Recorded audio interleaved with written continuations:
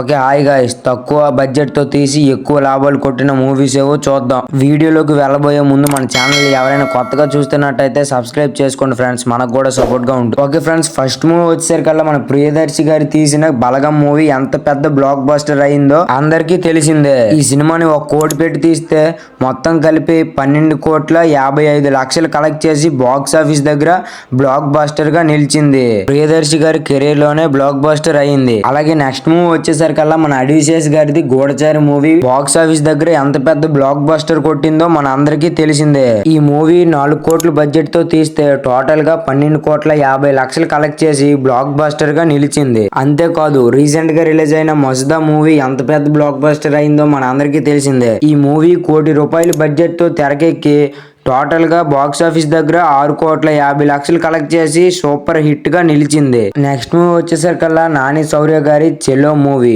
ఈ మూవీ కూడా ఎంత పెద్ద బ్లాక్ బస్టర్ అయిందో మన అందరికీ తెలిసిందే. దీంట్లో హీరోయిన్ మరి ఎవరో కాదు, మన రష్మిక మందన గారు. 3 కోట్ల బడ్జెట్ తో తెరకెక్కిస్తే బాక్స్ ఆఫీస్ దగ్గర టోటల్ గా 12,20,00,000 కలెక్ట్ చేసి బ్లాక్ బస్టర్ గా నిలిచింది. ఓకే ఫ్రెండ్స్, నెక్స్ట్ మూవీ వచ్చేసరికల్లా మన విజయ్ దేవరకొండ అనేది పెళ్లి చూపులు మూవీ. ఈ మూవీ బాక్స్ ఆఫీస్ దగ్గర ఎంత పెద్ద హిట్ అయిందో మన అందరికీ తెలిసిందే.